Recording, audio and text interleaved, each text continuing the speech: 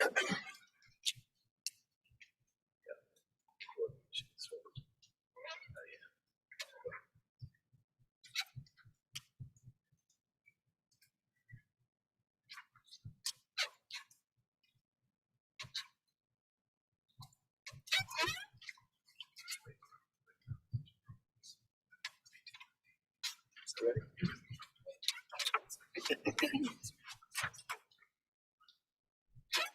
Okay. All right, good evening.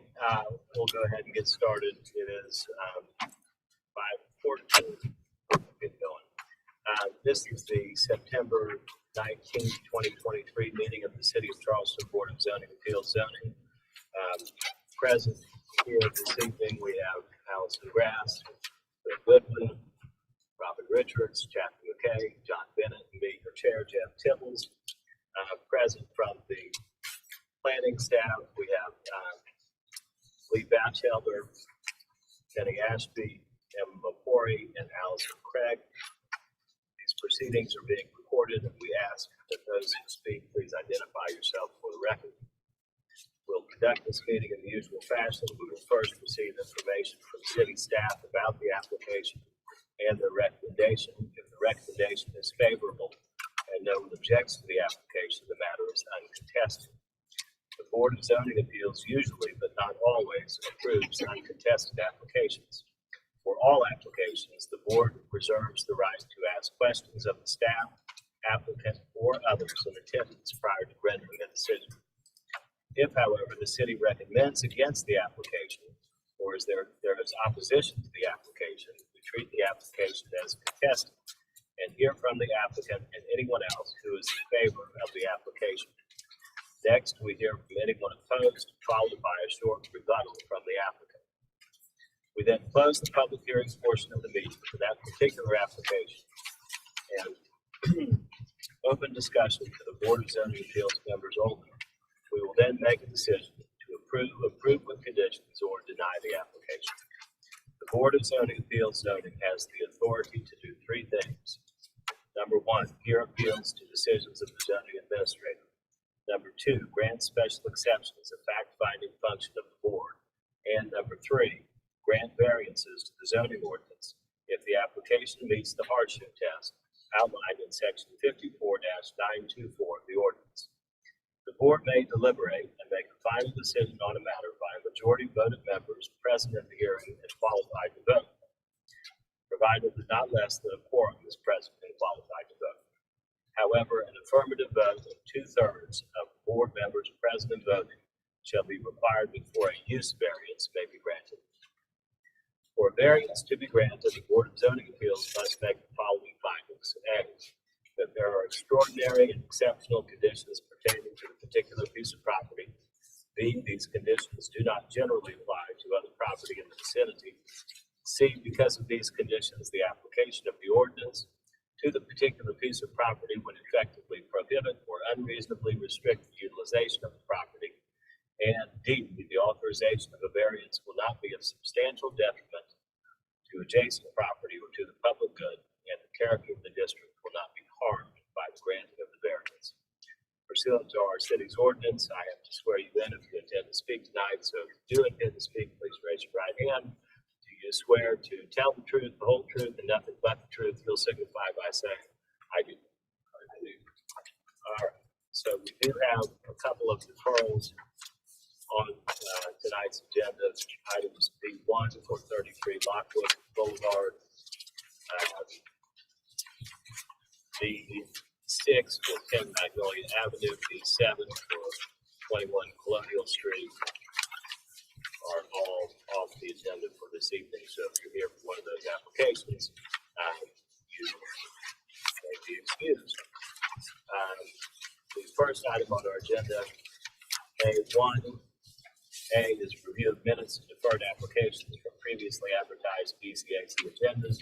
Number one, review minutes of the September 5th, 2023 board meeting. We have those materials in our packet. Do I have a motion? Move for approval. All right, Mr. Bennett moves to approve. Mr. McKay seconds the motion. All in favor, please say aye. Aye. And opposed? None are opposed.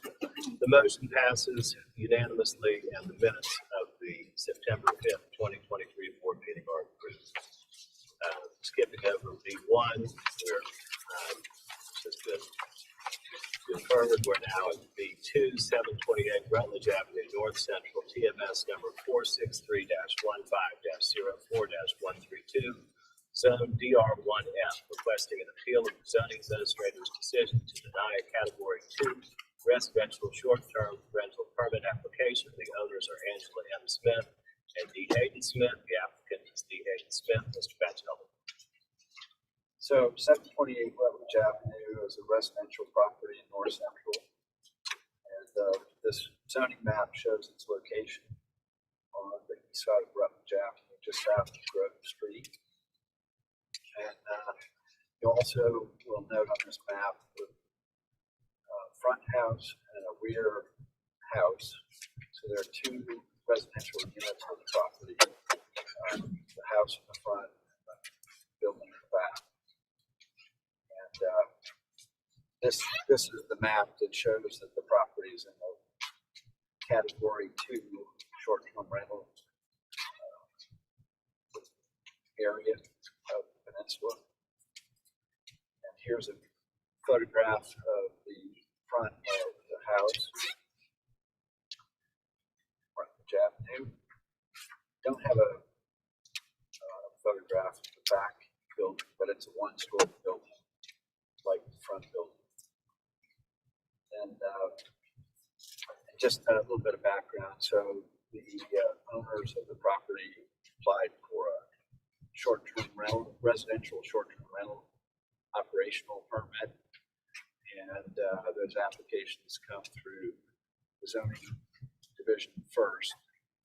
And if we find that they meet the requirements of the zoning ordinance, then we approve them. And the fire marshal does their thing. And eventually, if they meet all the requirements, they get their operational permit. In our review of the application, we felt like they did not meet the requirements for a Category 2 short-term rental. So we denied the request, and we send a notification to the applicant, and that notification is part of this presentation. So you'll see it, but it gives the reason for the denial and states that applicants have a 5 business day appeal period following the date of the decision, which to appeal the decision that we've made. And in this case, the owners did file their appeal to that decision in a timely manner, and that is what has brought us here tonight. So they filed their appeal, and this is the documents. These are the documents that they submitted with that appeal, giving their reasons, restating the reasons that I made for the denial, and giving their analysis of regulations. So this is information that was submitted with the operational permit application. But on the left, you see the site plan of the property showing the front house, which is a house with 1,288 square feet of floor space, and the back house, which is a building with 775 square feet of living space. And what they were proposing to do is have the owner occupy the rear building, the smaller unit, and use the front building as the short-term rental. So live in the back building, 775 square feet of conditioned floor area, and rent out the larger house in the front for short-term rental. And on the right is the floor plan for the front house, showing that it's a 2-bedroom house. And then the floor plan for the back building also shows it as a 2-bedroom house.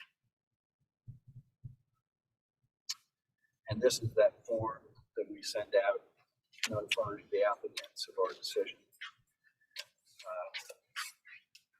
And we state in here, the residential STR must be subordinate to the primary use residential proposed STR unit 2,280 square feet is superior to not subordinate to the residential use of 775 square feet. So that was our decision. And it's based on the ordinance, and I've included the sections of the ordinance that apply, and I've got a handout here that has these images on it, so you can read them or look at them on the screen. They're nice new screens, bright screens, and much sharper screens. It's very easy on the screen, but it's useful to have it in front of you. So section 54.208 is the first section for the residential short-term rental provisions in the zoning ordinance, and it states the general requirements that apply to all residential short-term rentals in the city, and it starts the application process.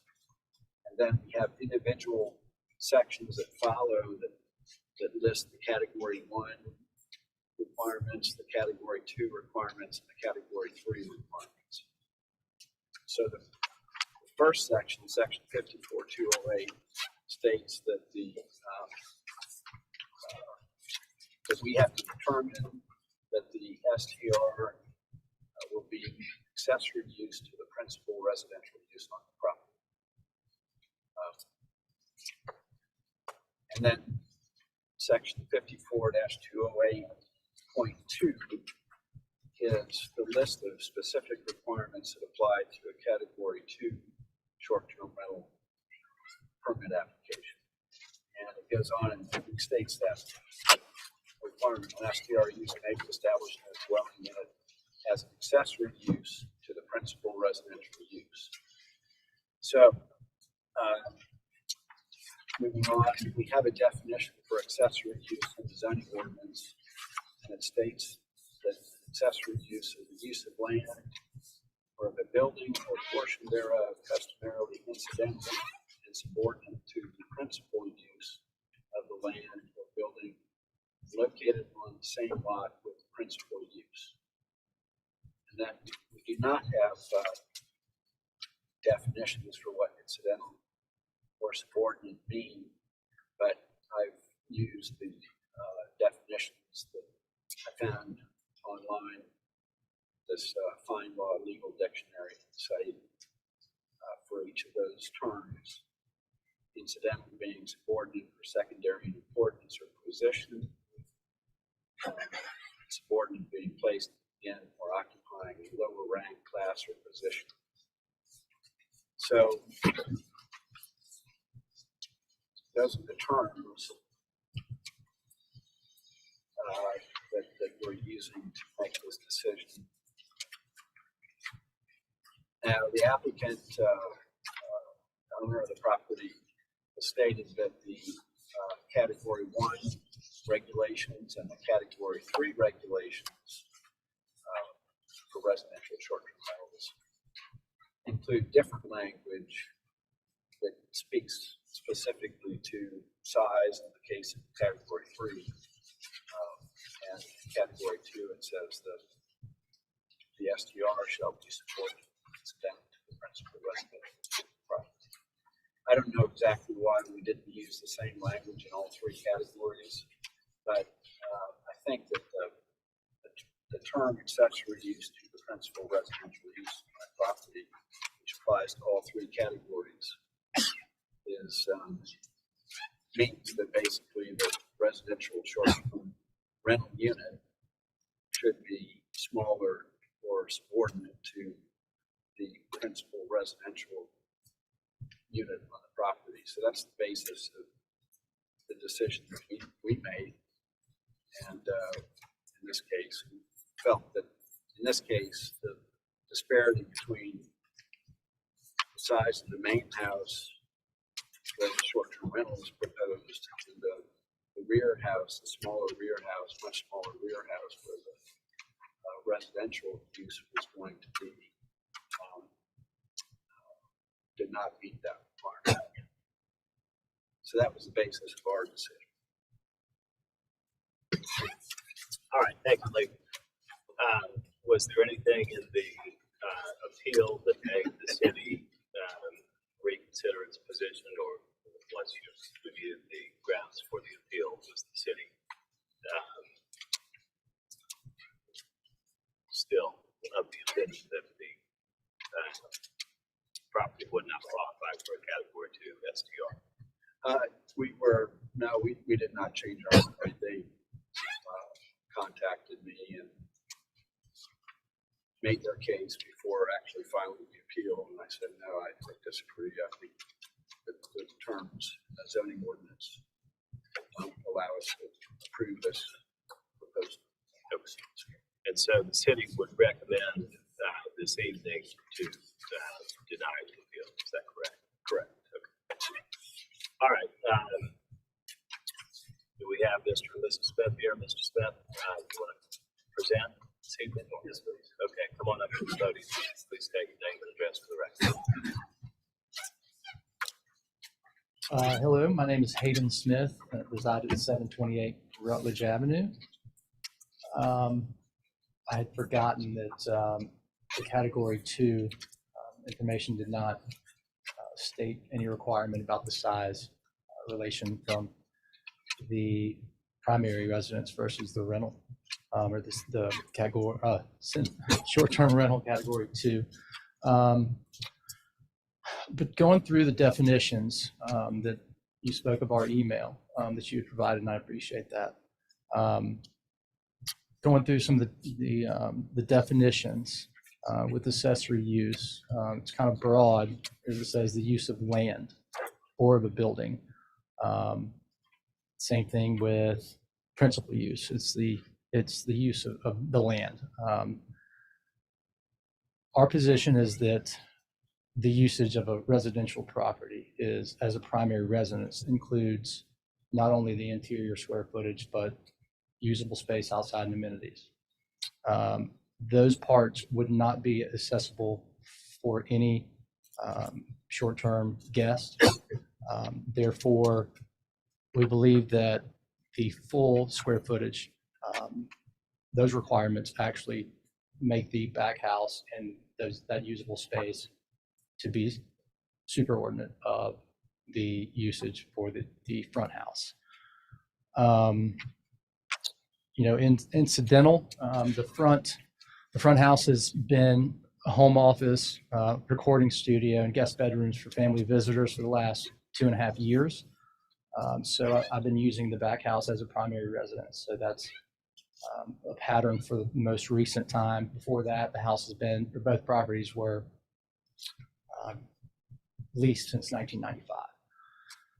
So its significance, it was hard to kind of differentiate between it's always been a rental versus since we bought it in 2019 that it's been a residence, primary residence.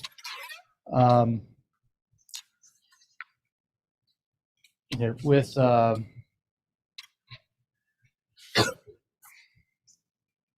let's see.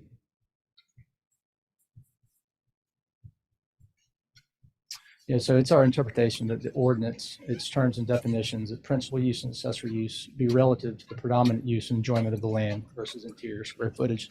The actual denial, the terms where residential short-term rental must be subordinate to the primary use, residential. Those exact words aren't in the ordinance, and thinking there's a little wiggle room with the wording. We went and looked at the full definitions, which we have been able to show that the main purpose of the property is a primary residence, and we're trying to use a small portion as a short-term rental, which based on the denial that of size of interior usable or interior square footage, which is not in the category 2 ordinance restrictions, to feel that we've been able to qualify for the category 2.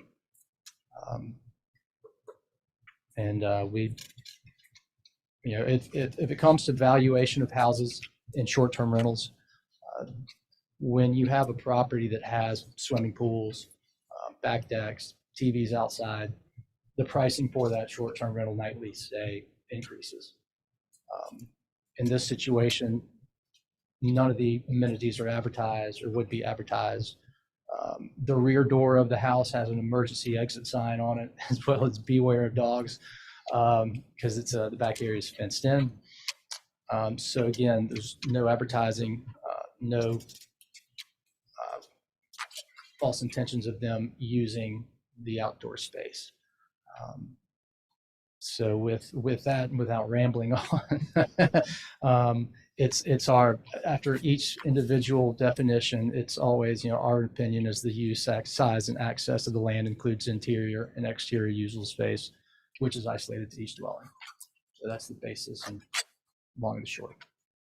Okay, thank you, Mr. Smith. While you're there, does anybody have any questions for Mr. Smith on that?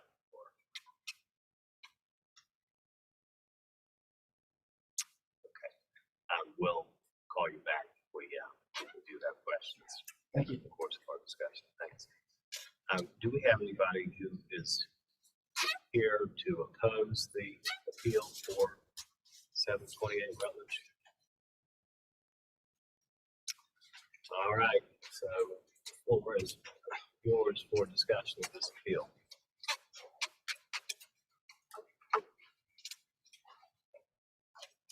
Great question. So in 54-208, if the zoning administrator determines the STR to be an accessory use, so if your office determines, your office makes the determination.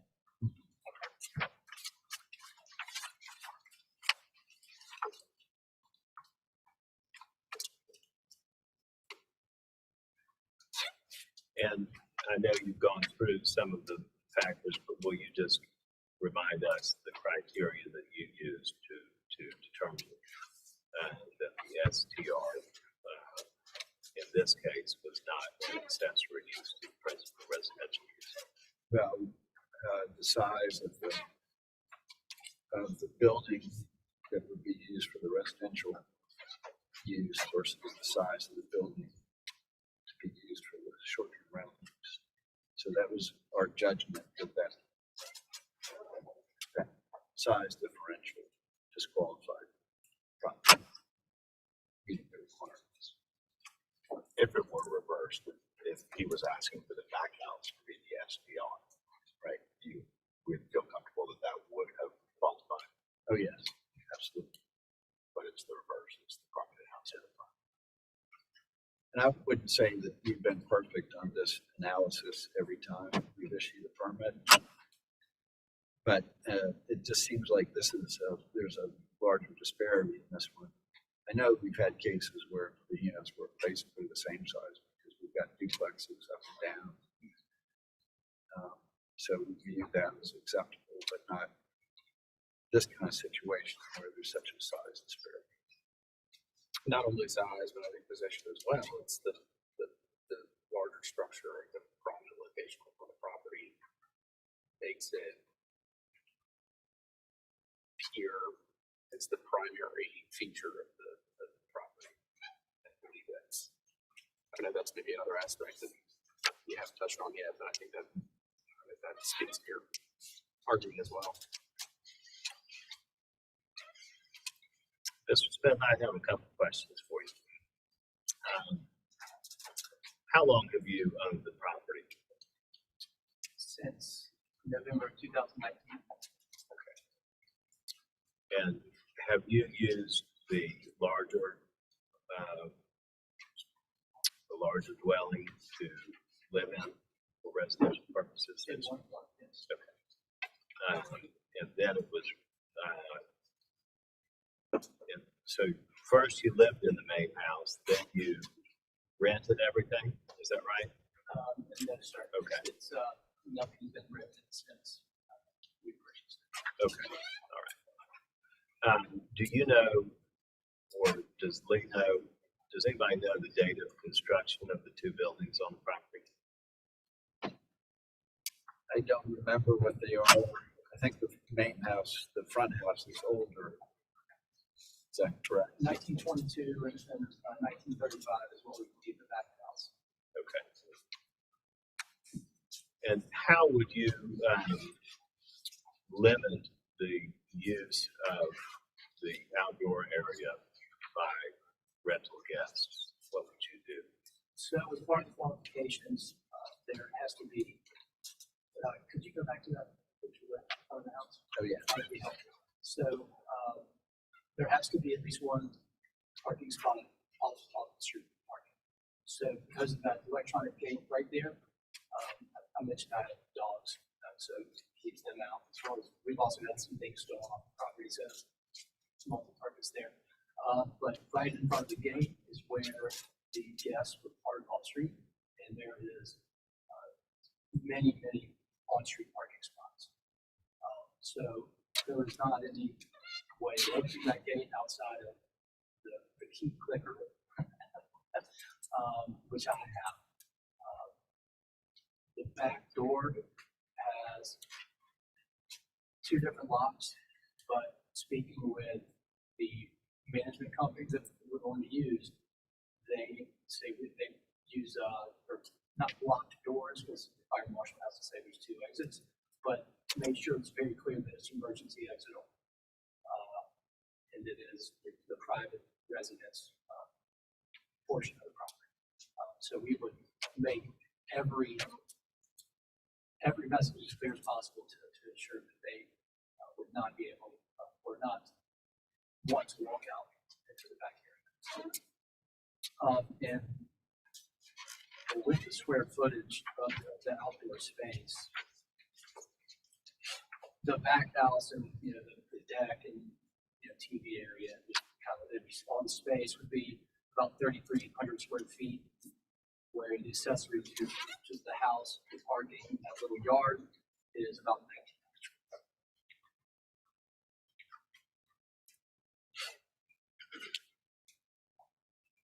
19. And also, one of the reasons why we wanted to use the back as the primary residence, to be back there with the animals, but also there's 10 neighbors that have line of sight back there.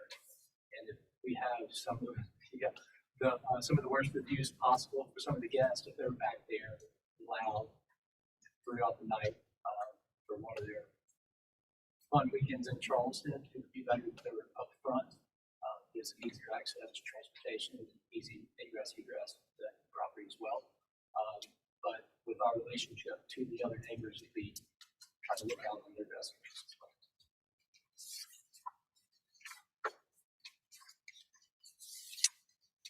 All right, any more questions for Lee, questions for the applicant, discussion of other board members?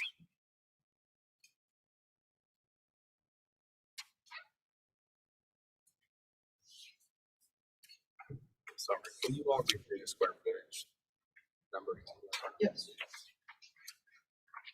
So the interior space of the back house is 775 square feet, with the exterior usable space being a little over 2,500 square feet. How does say 2,500? Yes, sir. And that's from essentially the front of the gate driveway, running all the way back into the yard between the two buildings. That 14 feet taken from the gate all the way back, and then measure the parking area was called the turnaround there. It's a parking area with a deck that's in front of that. So measure that little space plus the sides along the back house as well. And rough measurements. I made my measuring tape on 25 feet.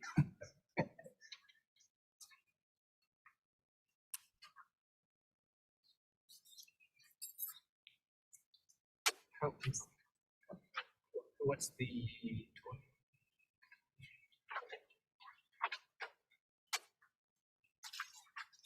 Would you like the square footage for the front house? Yeah, I think I see 1288. That's, yes. And the exterior usable space would be 640 square feet. So then essentially the back house would be considered the primary residence. That's what he's arguing. He's saying that that's the way it's used now, that the back house or the smaller building on the lot is used as the primary residential use, and the larger building would be used as the accessory use for the STR.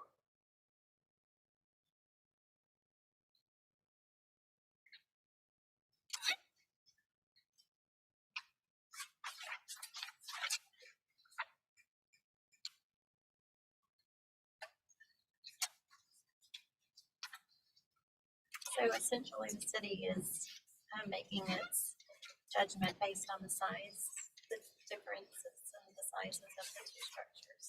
Correct. For principal use. Right. And not taking into consideration the exterior spaces. No, And we that's didn't. typical of what you, of other properties. That's, It's written. yeah, I mean, that's how we've tried to apply rules. Just looking at the building, the condition floor area of each unit. Well, I think Bill, you hit on it earlier in terms of the general requirements there for zoning administrator determination that the STR is an accessory use. So at some point in time, the zoning administrator has to use his discretion and judgment in making that determination, and whether there are specific rules relating to size and use of this and that, all the definitions. I think all of that is subsumed to some degree within the zoning administrator's discretion and ability to make that determination. Coupled with the fact that accessory uses are supported of the primary use, that's how we look at it in real estate.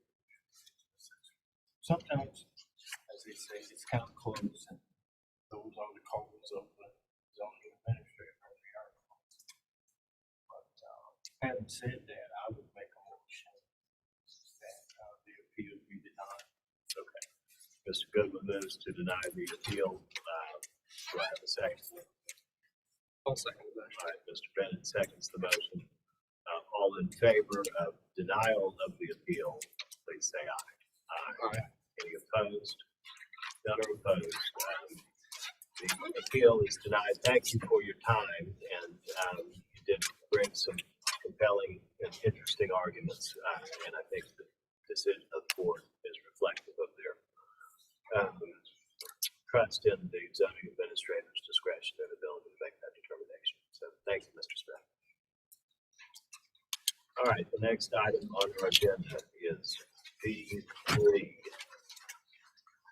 2F Street, West Side, TMS number 463-16-03-035, Zone DR1, requesting a special exception under section 54-501 to allow construction of a single-family residence on a lot of insufficient size, lot area 2,554 square feet, 4,000 square feet required.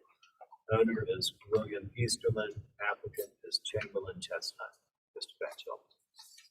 This is a residentially zoned lot in the west side neighborhood on the peninsula. And as you can see from the zoning map, it's located at the south end of F Street and just east of King Street.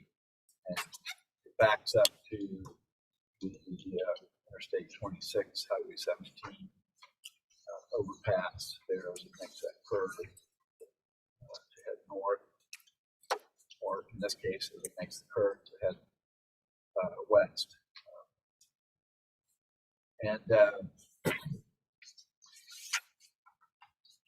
I'm not sure if it ever had a house on it. Maybe, yeah, knows that, but it hasn't had a house there in a long time. And here's another view of the lot. And the other thing I'll point out, of course, is configuration of other lots on the street. Most of these lots are occupied by single-family homes. Some have multi-family units on them, but you can see that this lot actually looks a little bit larger than some of the nearby residential lots. And but for whatever reason, the zoning is what it is, and has those minimum lot size requirements. So in this case, the board's approval is necessary to grant the approval for a construction of a new single-family home on this lot. And the plans show a modestly sized home on the lot, 2-story with a garage on the side. And this site plan shows that they will satisfy the zone setback requirements, the lot occupancy limitations. So there are no variance requests as part of this, and they'll provide off-street parking. It's only the size of the lot that is triggering your review. And in this case, it was certainly intended to be a residential lot, and we recommend approval of the special exception to allow that use. All right, thank you, Lee. Is there anyone here in attendance who is opposed to item B3 or 2F Street, the special exception application? If you're in opposition, please raise your hand. All right. No one's here in opposition. Do we have the other applicant here? Yes, sir. All right. Anything you'd like to say to the board? No, sir, these are here, but in terms of if there was a home built there prior, I don't have any knowledge of any home ever built there. All right, any questions for Lee? Any questions for the applicant? Any discussion? We don't hear a motion. Move for approval. Mr. McKay moves to approve. Mr. Richards seconds the motion. All in favor, please say aye. Aye. Any opposed? None are opposed. The motion passes unanimously. And the special exception for 2F Street West Side is granted. Thank you. The next item on the agenda is B4, 161 Trad Street, Charlestown. TMS number 457-11-04-029 zone DR1, requesting a special exception under section 54-110 to allow a horizontal expansion, 1-story bedroom, bathroom addition that extends a non-conforming 1 foot 8 3/4 inch east side setback 3 feet are required. Requesting a variance from section 54-301 to allow a 1-story bedroom bath addition having a 43.25% lot occupancy, 35% is the limit. Existing lot occupancy is 37.3%. The owners are Ross Miller and Jennifer Hoffman. The applicant is Sebastian Von Marshall Architect, LLC. Mr. Batchelor. You can see on this map that the property on Trad Street is on the south side of Trad, and it's located between Council Street and Limehouse Street. And it is bordered by 159 Trad on the east side, and then 3 properties on the south side, or on the west side, 3 Council Street lots, residential properties on the west side. And then there's a Limehouse Street property right here that extends back and across the back of this lot. So there's a lot of neighbors, and the proposal is to construct a 1-story addition off the back of the existing house. So we're proposing to extend the non-conforming 1 foot 8 3/4 inch east side setback, with this 1-story addition. Then the other request has to do with lot occupancy. This zoning category, DR1, has a 35% lot occupancy limitation. The SR2 zoning district, which is this lighter yellow color right here, that actually has a 50% lot occupancy limitation. So, but as you can see on this map, many of these homes on these adjoining properties are quite, the building footprint footprints are quite large relative to the lot size, so probably all those council street lots exceed the 35% limitation of the DR1 zoning category. And then you've got some on Limehouse, and maybe Trad as well, that exceed that limitation too.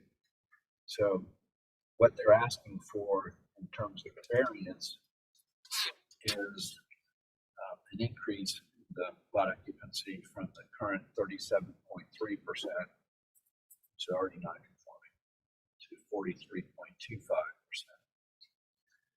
So here's the property, here is the view of the property. This is looking south from Trad Street, and then the applicant's materials. This elevation on this cover sheet shows the one-story addition. Plans that go through the history of the lot, photographs of surrounding homes, and existing photographs of the existing house, more information, zoning map. So on the left is the existing site plan. So the house extends back to this wall right here. And then you can see on the right, the proposed site plan with this one-story addition being added. And of course, this will have to go through the BAR review approval process, but they've stepped in the one-story building addition from the sides of the existing house to, I guess, distinguish this addition from the existing house. And floor plans indicate use, and they'll place their HVAC system, mechanical units up on the roof of this one-story addition. And these are elevations showing. So you see the bottom right is the proposed rear elevation. And then side elevation showing the one-story addition here. And then from the view of the neighbor at 159 Trad Street, the house will change from top to the bottom of this one-story addition right here. And then the applicant did obtain letters from immediate neighbors. First letter over here is from John Cannon, who owns and resides at 159 Trad Street, Unit A. So that's the most impacted neighboring property, I think, at this addition. Then we have a letter from 4 Council Street, one of those homes on Council that backs up to the side of 161 Trad. And another letter from 156 Trad Street, which is directly across the street from 161 Trad. So that's that concludes letters that were submitted by the applicant in support. And in light of the support, and not being aware of any objections, and understanding that the applicant didn't contact the neighbors, all the neighboring property owners, make them aware of this. And the conditions on surrounding lots that clearly exceed the 35% limitation of this zoning category, our recommendation is for approval. All right, thank you, Mr. Batchelder. Is there anyone present here to speak in opposition to the application for 161 Trad Street? We're here in opposition. All right, nobody's here in opposition. Do we have the owners? I see Mr. Marshall here. Anything you'd like to say to the board? Thank you. All right, Mr. Bennett has recused himself on this item. Do we have any questions for Lee? Do we have any questions for the other applicant? I just have one question. So I guess this is for the applicant. The current egress, above is now gonna be pushed to the back, to the addition? Is, Talking about this, yeah, this right here. right. Yes, that's correct. That door would be eliminated and a new door would be added further back.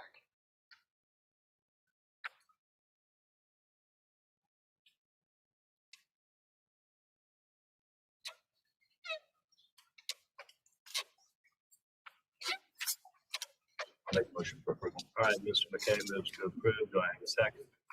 All right, Ms. Grant seconds the motion. All in favor, please say aye. Aye. Any opposed?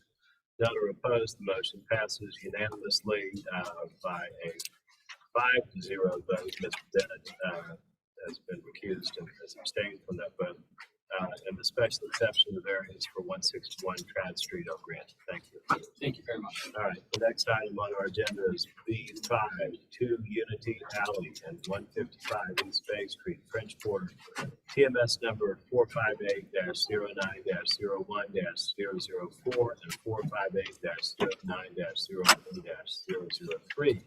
Zone LB, requesting a special exception under section 54-511 to allow a restaurant use of 2 Unity Alley on the first and second floors with 4,208 square feet of inside patron use area, and at 155 East Bay Street on the first and second floors with 997 square feet of inside patron use area without providing off-street parking spaces. 53 spaces are required. The owner is CFCH Realty Holdings, LLC.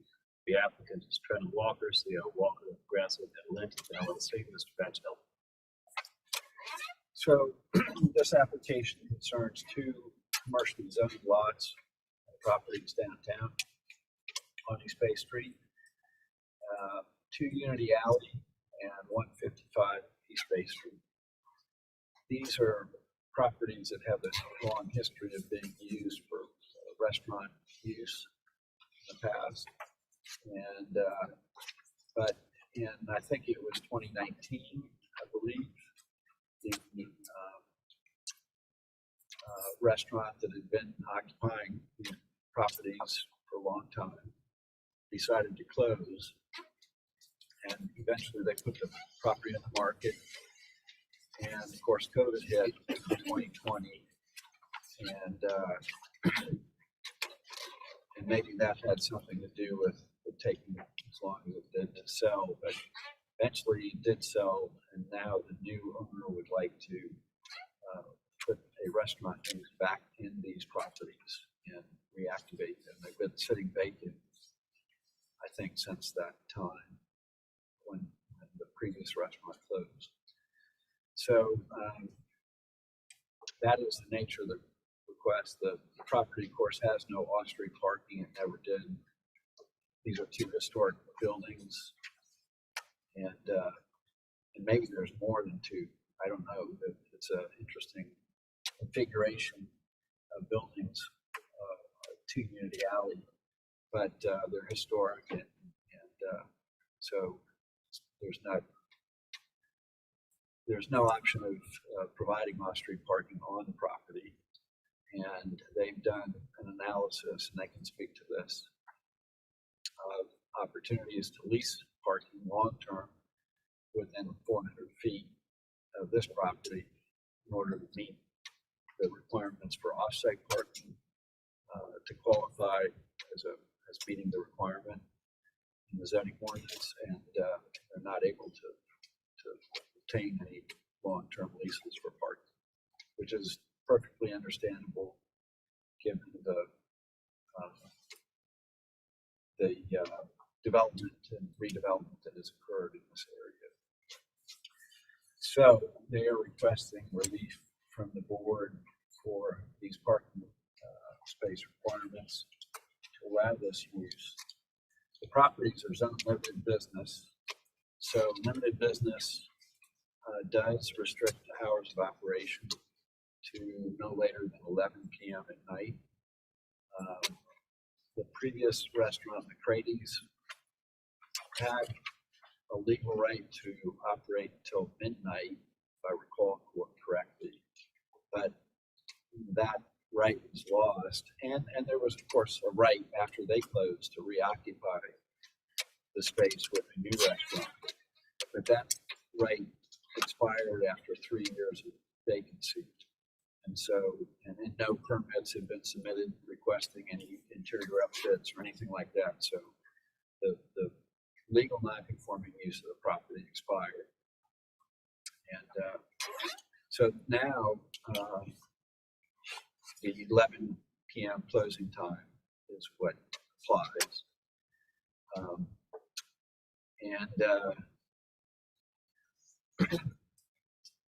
So in preparing for this meeting today, we had a conversation with the attorney who represents the owner of the property, and Mr. Walker, and I think there have been some communications with the neighborhood, the maybe some surrounding property owners, but I'll let him speak to that.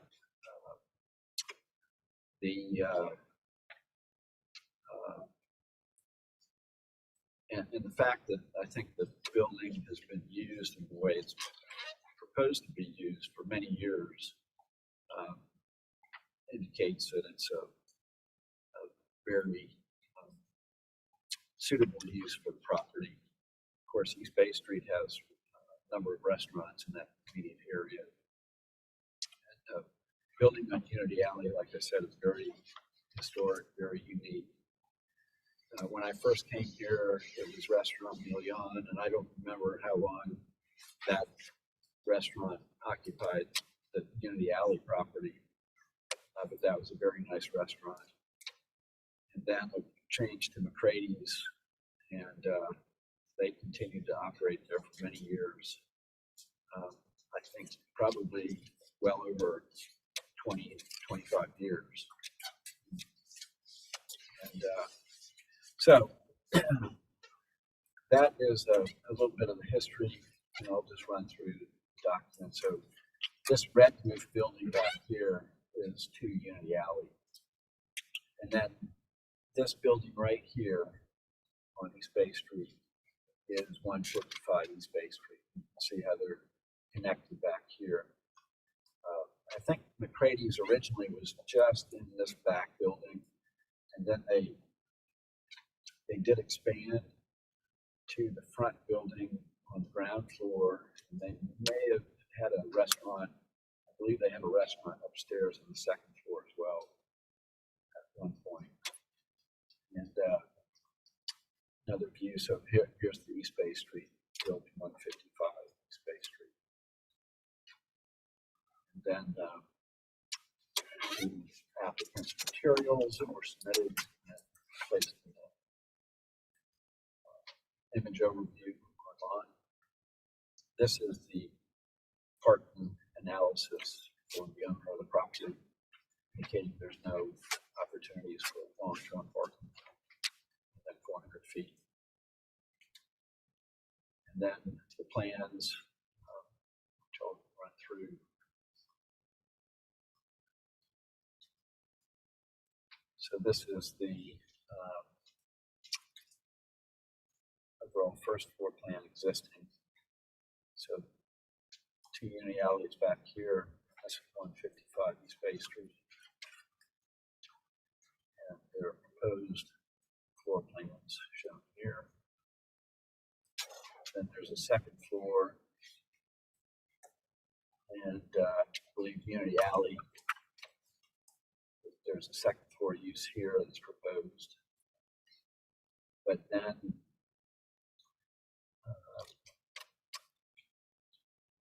but I think it's only the first floor at 155 East Bay Street that is proposed to be used for the restaurant. I think upstairs is, no, I'm sorry, first and second floors, right, the 155 East Bay. Then the third floor, which is shown here, is office space at 155 East Bay Street. So that office is connected to the restaurant. It doesn't require parking. It's just the patron use areas of those restaurant spaces that require parking. So more detailed floor plans, 155. Space Street. And, second floor here, third floor, and then Unity Alley here. Second floor roof. And then we just received this letter from the neighbor, Mr. Kirkman, who lives at 4 Unity Alley. That's the property immediately adjacent to 2 Unity Alley on the west side of 2 Unity Alley. And he's in this email is explaining, and this letter, well, this email is explaining that there is not support of this, or he's opposed to this request, and the reasons for that. And then there was a response that we received today from the owner of 2 Unity Alley to that. So I'm not sure where things stand, but I see Mr. Walker, who represents 2 Unity Alley, and then I see Mr. Richard, I believe they represent Mr. Kirkman here. So anyway,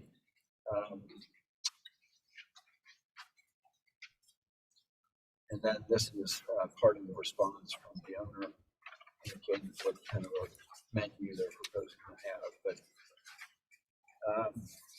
so I guess a restaurant use can be many different things, and the owner applicant in this case is making the case that they don't want to be a nightclub, a bar.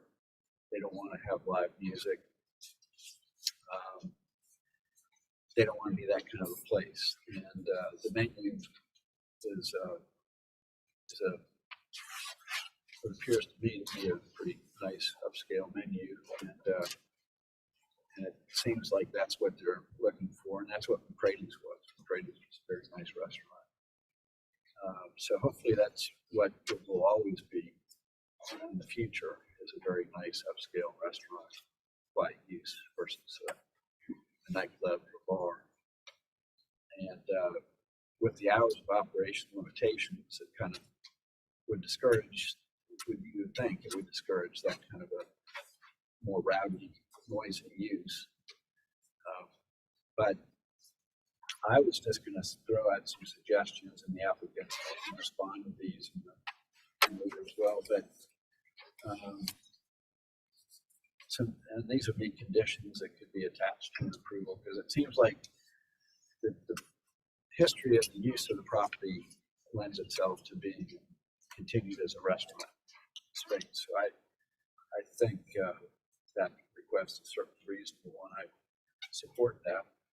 But I was going to suggest maybe that there could be 2 conditions. One being that there would not be any live music in this establishment.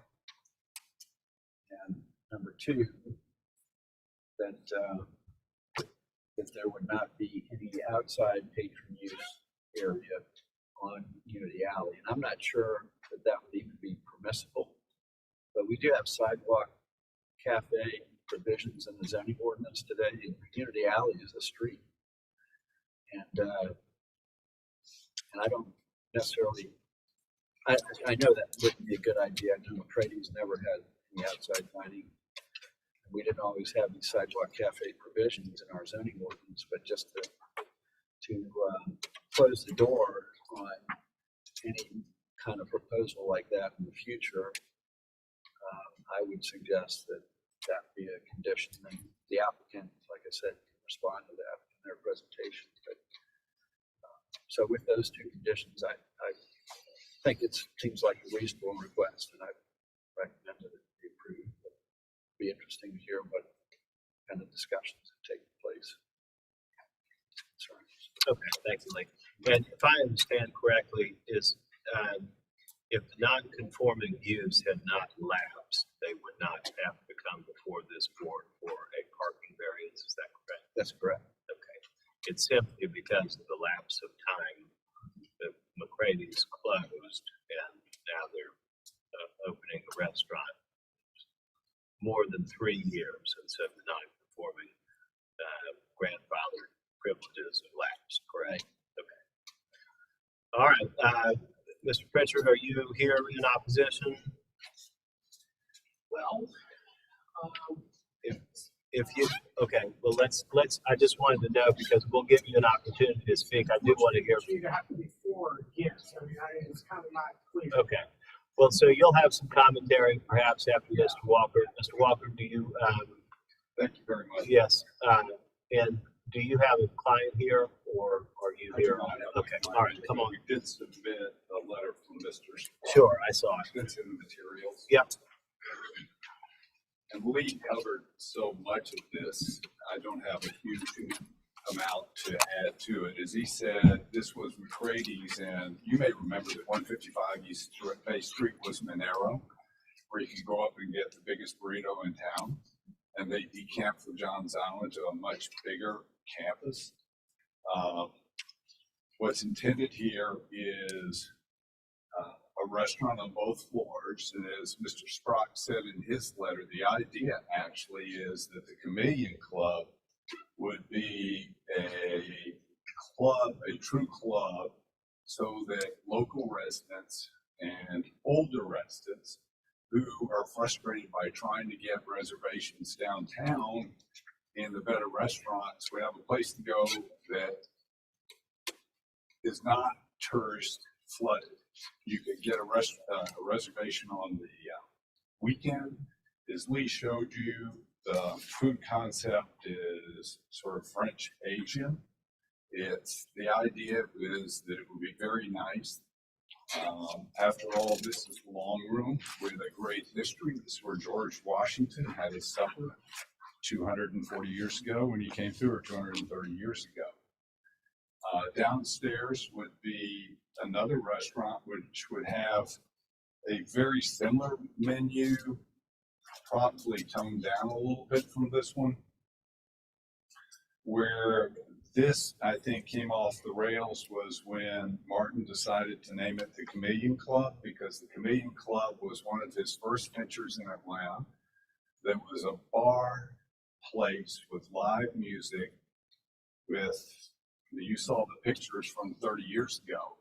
It was a place where people would come and drink and dance. That is not what he wants here. As he said in his letter, he is done with booking bands. He's never going to book another band. He's in the restaurant business. He hadn't booked a band in 20 years, 25 years. He wants to have a very nice upscale restaurant for locals. One would be the private club, and the one downstairs would be open to the public. The relief sought is a special exception, which has 5 conditions that need to be met. It's not a strict variance hardship test. As Lee said, these properties have never had any parking. There is no parking for these restaurants on East Bay Street to speak of. So the requirements for the special exception are whether the proposed use is an allowed use. Restaurant is an allowed use. They may do events like the Long Room did. I think in the materials that were submitted by the neighbor, there was a picture of that. They would like the liberty to have that type of function. Whether the existing buildings are configured on the lot in a way that makes parking, off-street parking impossible. Clearly, there's no place to put a car. Whether street frontage is so limited, a driveway for access cannot be created. Well, there's no way to do that. Whether the special exception will adversely affect neighboring properties, we intend to have no more effect than McCrady's.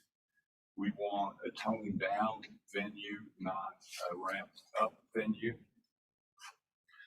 Whether the applicant has pursued good faith efforts to provide off-street parking, we checked with the garages and there's just no parking available. Parking is in tremendous demand downtown, particularly with all the tourists and the businesses that need parking. Lee mentioned a condition of no live music. We're fine with that condition. And The opponent said something about they doubt because they mined these old pictures, they doubt whether it's really going to be a nice restaurant, and they had some articles that said some things that were from 2 years ago. That's not the concept now. It's not going to be what Martin Sprock does. As far as no outside dining, that's not an issue either. The idea here is to restore what was there. In a way, he has Ruru's right around the corner. There's some synergy there, but as I said, there's going to not be a nightclub. He liked Chameleon Club. He thought it was a catchy name. He put it in the door for 25 years and he took it on, not to recreate that business, but to use the name. And then he revived some other name, Clarence Foster's. I don't know what that's about, but that apparently has some significance to him. But it's just going to be kind of a dumbed down version of a restaurant that's over time. So, you know, I've talked to Mr. Pritchard. I hope we can work it out. One of the things that they were asking was to close at 11. We have to close at 11 anyway because we're limited business. I think that covers it. If there are any questions, I'd be happy to answer any questions. And also, you know, if there's doubt about the use, we'd agree a condition could be that Lee Bouchelder, Penny, actually could come over and check out the seating and everything before it opens to make sure it's a restaurant and not, you know, a version of Derriere's downtown. Thank you, Mr. Walker. Thank you. Anybody else here in support of the application for 2 Unity Alley and 155 East Bank? All right, Mr. Pritchard, we'll hear from you.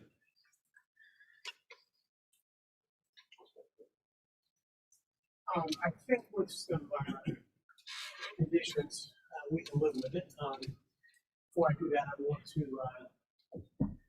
want to address the comment that you made. It doesn't really matter whether it was 3 years. My house was a commercial structure 110 years ago. If I were standing in it, was just 110 years. I don't think anybody would really come to that. Okay, so the length of time is irrelevant. All right. And I also want to lead you guys back about 2 weeks. I heard from him and no less than 3 of you that zoning is forever.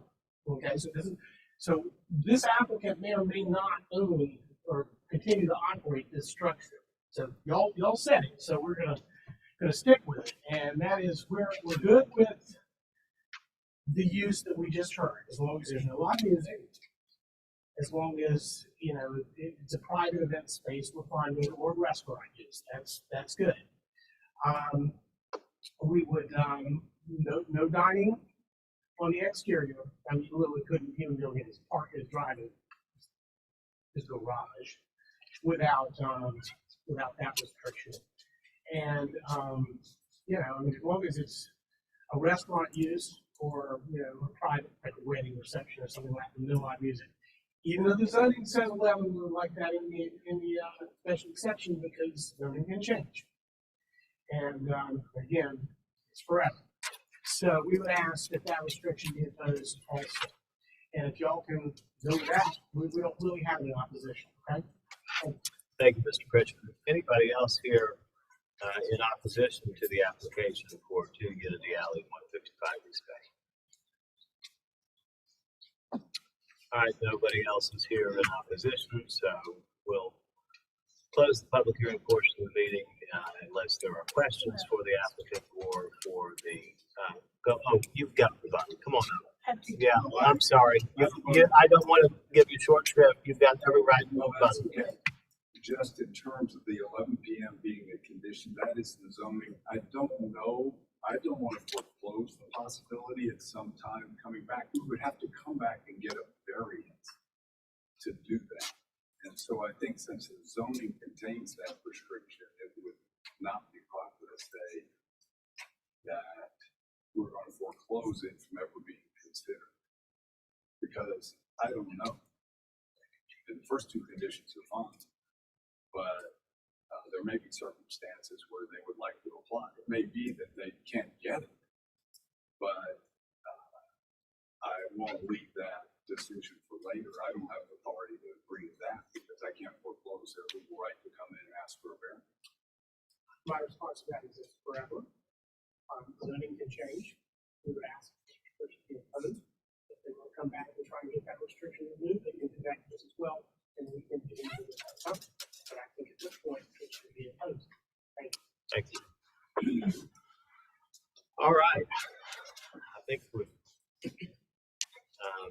well, we have heard from the applicant, we've heard from a neighbor, and does anybody have any questions for Lee or for the owner or for the neighbor? I have a couple questions.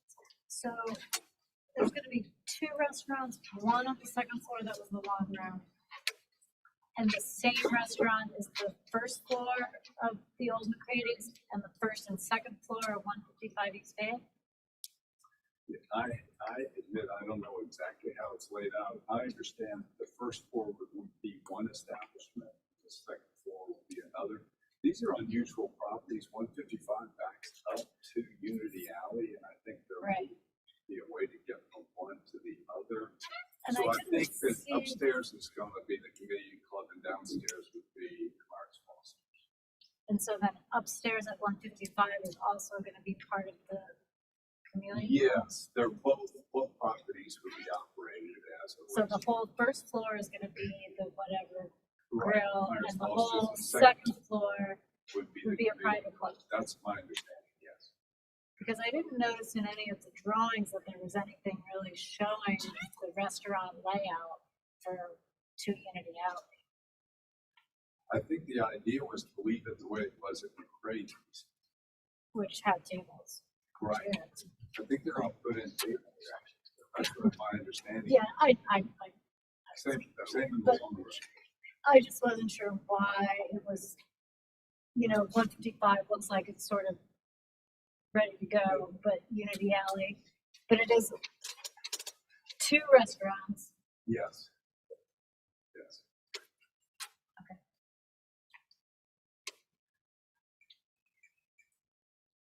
And Lee, can I ask you one question? What determines the occupancy limit? That's Is it the determined. square footage? That is determined by the chief building official based on building code requirements. So then that's gonna be 2 separate occupancy. Well, I mean, are these essentially 2 separate restaurants? yeah, I suppose they would have 2 separate business licenses, I guess, but that's, I guess, remains to be seen at how they apply for it, but yeah. Lee, does the fact that it's a private club have anything to do with anything? No, they applied for the eating and drinking place parking requirement. That be applied to both. And so that's what we've done. And we also applied that to eating or event spaces as well. So it sounds like that may be part of the use of the second floor as well. So I think that's the appropriate standard to apply. And just so I'm clear on if we were to impose an 11:05 closing condition, what would happen then would be that if the zoning ordinance changed to permit a later close of business in the LB district, that would not be, that would not apply to this property. This property owner would have to come before this board to seek a variance from that condition that we've imposed, if we did impose that condition tonight. Yes, yes, Did I say that right? yes.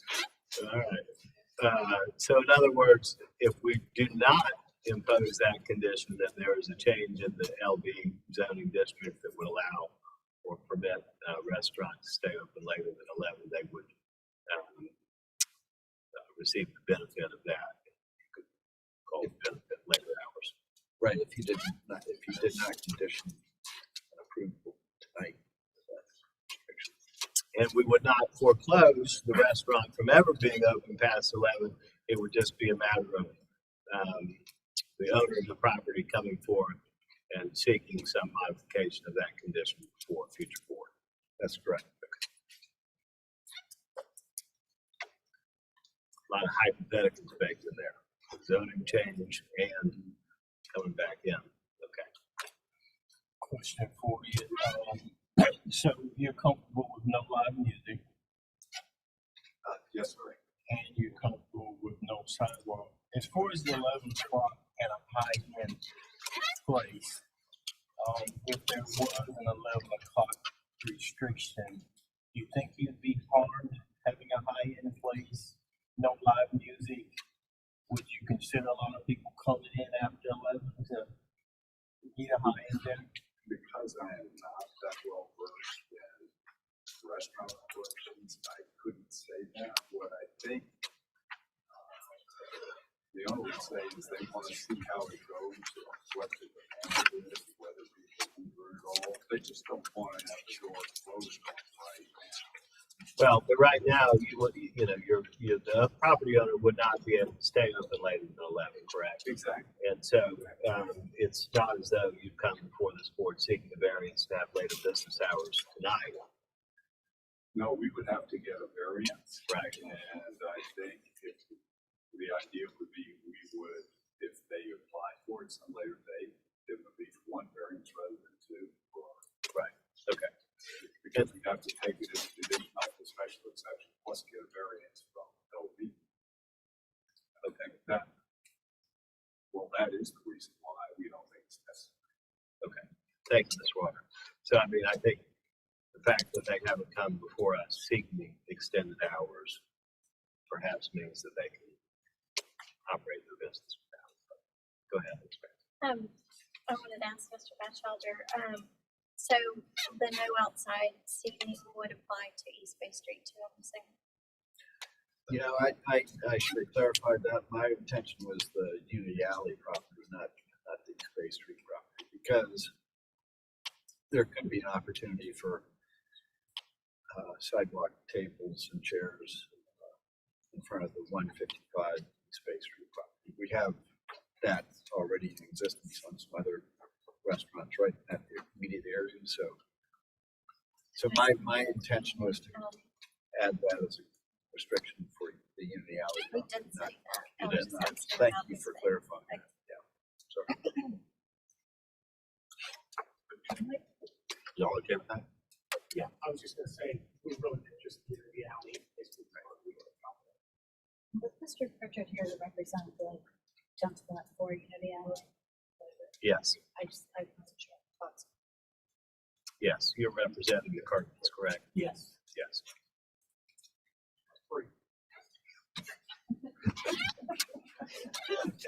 Since we're gonna beat the horse to death. And thanks for pointing out I had circled the 155. Would this restriction for outside also include any modifications to the building that could have created rooftop in the future? Yes, I think so.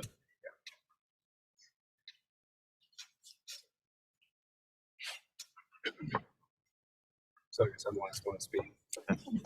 I'll just reiterate, I think, to what we said 2 weeks ago. I think it's important to consider not only the property at this proposed use, but also what may come in the future. And I think for that reason, I think the 11 p.m. restriction, I think, is a good one.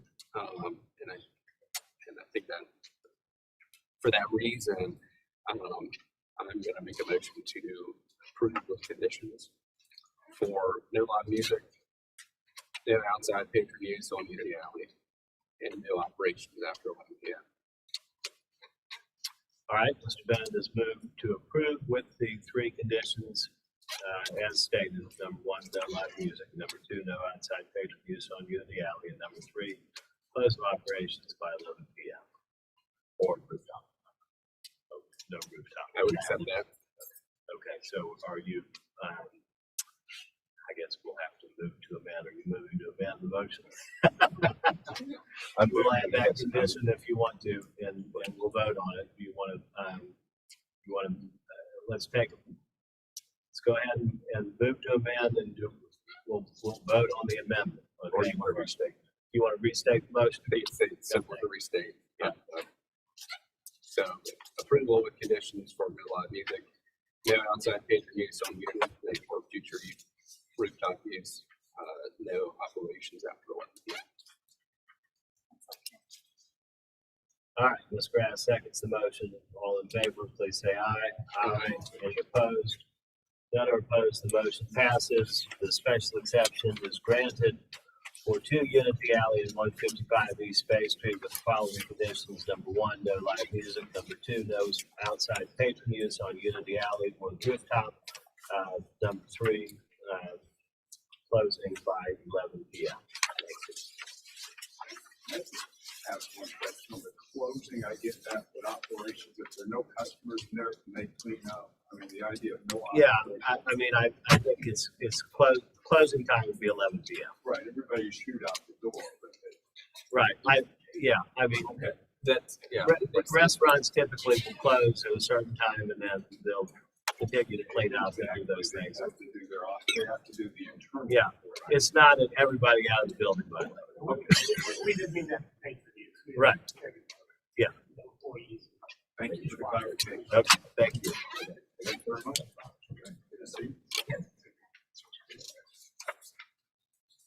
All right, the next item on our agenda is we're skipping over B6, we're skipping over B7, we're now at B8, 942 Rutledge Avenue, North Central, TMS number 463-08-01-055, zoned SR2, requesting a variance after the fact to allow a detached accessory structure 9 feet tall, pergola having a 5.1 foot rear setback, 25 feet of required. The owner applicant is Kathleen L. Mr. Batchelder. This is a residential property in the North Central neighborhood, and you can see the lot here. And here's an aerial view showing the house and the yard back. And the applicant went forward and had this trellis constructed in the backyard and did not, I guess the contractor did not bother to get a permit, and somehow the city found out about it, so they're coming through the process to obtain the permit after the fact. And in order to obtain zoning approval for the permit, they need this variance because there's already a shed. I don't know if you can see it over here.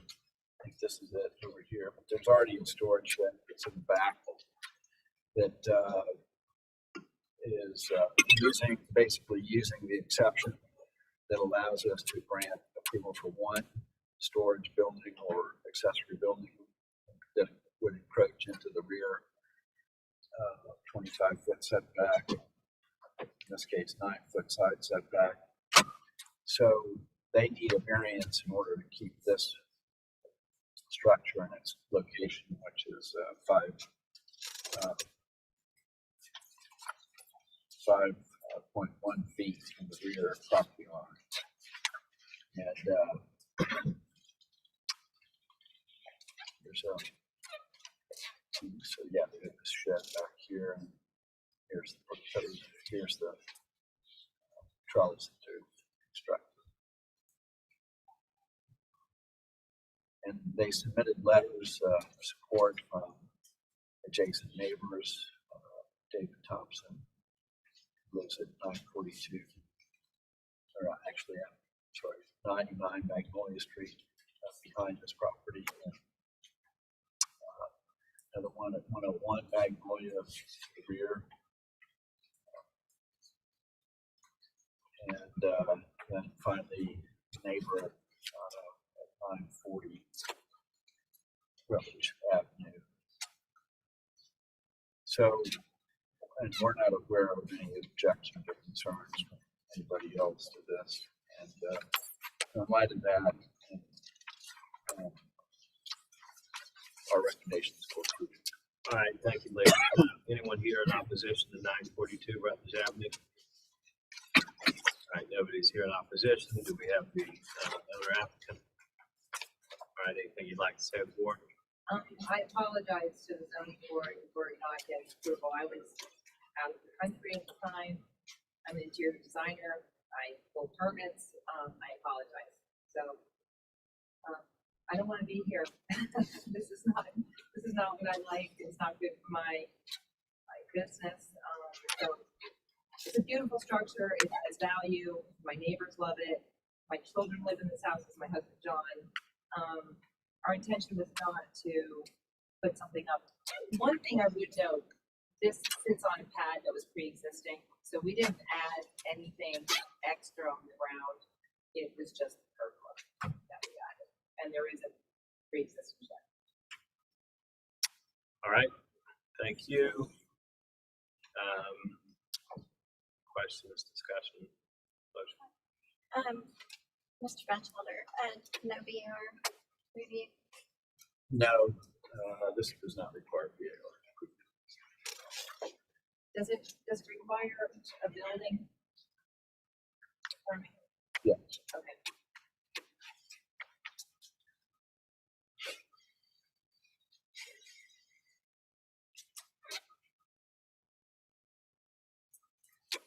Make a motion for approval. All right, Mr. K, we move to approve. Anybody have a second? I'll second. Mr. Bennett seconds the motion. Any discussion? All in favor, please say aye. Aye. Any opposed? Ms. Grass is opposed. The motion passes by a vote of 5-1, and the variance after the fact is granted. Thank you. For 942 Rutledge Avenue. All right, the next item on our agenda is B9, 71 Wall Street, Charleston Village, TMS number 457-03-02-099, zone DR1F, requesting a special exception under section 54-110 to allow a two-story addition bay window that extends a non-conforming 14.5 rear setback, 25 feet are required. Requesting a special exception under section 54-110 to allow a two-story addition powder room closet that extends a non-conforming 0.5-foot east side setback, 3 feet are required. Requesting a variance from section 54-301 to allow a rear two-story addition powder room closet with a 5.4-foot rear setback, 25 feet are required. Requesting a variance from section 54-301 to allow a detached one-story accessory building, garden pavilion, storage fireplace with a 3-foot rear setback and a 3.8-foot west side setback, 25 feet and 9 feet are required. The owners are J. Walker Lane Jr. and Nicole Lane. The applicant is Kate Campbell, both planning architects. Mr. Batchelder. So there's a lot going on with this application, and the applicant can go into some of these details for you, but this is the property in Charleston Village, and the first part of the proposal, the two-story addition, would be an addition to the existing house, and it's an addition to the rear of that. So this house is set back from the front property line, and while there are some other homes that are like that, the more typical configuration of homes is that they're up close to the front property line. So that begins to restrict the ability to add anything to the house. They had proposed, and the applicant can go through this a little bit more, but they had proposed an addition that was going to, I think, meet setback requirements. Maybe it was going to require a slight special exception. But, and that addition was denied by the BAR. So that forced them to go to Plan B, I guess. So here's the survey of the existing house, more information, and I'll let the applicant go through this if you have questions. Lots of information, photographs of the existing property. And so existing house is shown here, and the rear portion of the house encroaches into the rear setback, 25-foot setback. already. And this proposal, this is the proposed site plan here. So you can see in the green, and I should have pointed out this color right here, that is the existing house that encroaches into the rear setback and also the side setback. And then you see the green right here. This was a one-story addition, or two-story addition, I'm sorry, that would require the variance to the rear setback and a special exception to extend the non-conforming east side setback. And then this is the bay window addition right here. And that also requires your approval to encroach a special exception to extend the non-conforming setback to that addition relative to the existing house. It's already encroaching. And then the green is the new building that is proposed. Would be a storage building over here, and then this outdoor space with this fireplace right here. And so special exception, well, the exception to the setback requirements that allow staff approval of accessory buildings that encroach into the rear and side setbacks could apply here, except that there's not a backyard to build the accessory building in, and it's not behind the main house. So that condition automatically disqualifies it from being able to use that exception for staff approval. So they're coming to the board for relief to be able to build this this essentially an accessory building back there. And of course, all this will still have to go through the BAR and receive their approval, but the first step is to satisfy zoning requirements first. So these are floor plans, and showing the same thing. This is the second floor here. So the two additions, side addition and rear addition to that existing house, are two-story additions. And then this is the new garden pavilion, as they're calling it, right here. And see, it's a one-story building with a roof over the outdoor area and then that small storage building. And side elevation here, rear elevation. The other side, the east side elevation. Another view. And then letters of support from neighbors. 67 Bull, 63 Smith, 73 Bull, 73 Bull. And again, we're not aware of any objections or concerns from anybody to this proposal. And I think the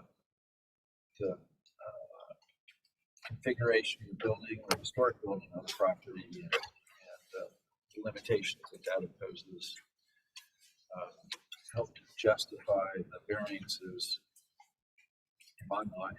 And then the special exceptions are, again, a matter of whether the additions are adversely affecting neighboring properties, like near on neighboring properties in this case. I think the support indicates that they're fine with it. So our recommendation is for approval. Thank you, Lee. Is there anyone here tonight who wants to speak in opposition to the application for 71 Gold Street? Nobody's here in opposition. We have the applicant. Yes. Anything you'd like to address before? Only if you have questions. Do we have questions? I have just one question. Is the garden pavilion in the back, it looks like maybe it's screened in, is that? These are louvers, and in speaking with the preservation groups, we already study how to enclose it a little bit more. And maybe make it a little smaller and shorter. That's the AR. So it's meant to be louver doors that would shut it down. Gotcha. So it's like an airflow. It's not like a, okay, not enclosed. Yeah, they don't have a porch, so they don't have a porch that could close down. Any other questions for the applicant? And so Lee, if it wasn't for the setbacks, a one-story accessory building would be allowed to be built on the property, Yes. Yes. so it's just the setback. It's the fact that, you can't fit that building behind the existing house. So, and that's one of the criteria that in order to qualify for that staff approval exception, you have to meet that. But then what would be the hardship for that variance? Well, my thought is that this also has to go through the BAR, and so if there was a concern about whether it's appropriate to build something like that in that location, that would be a decision for them to make. But if we approve it, then that means that it will be approved for an accessory building in that location of that size. Well, the BAR is not obligated to approve, grant their approval.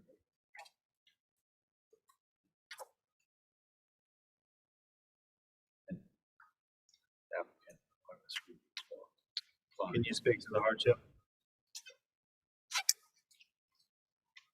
The lot, as compared to some of the other ones in the neighborhood, is shorter, and other houses in that block that are that short also have accessory buildings. This also has historic documentation of an accessory building in that location. So that's part of the reason we want to put it. Thank you. All right, any other questions for Lee or for the applicant? Like a motion?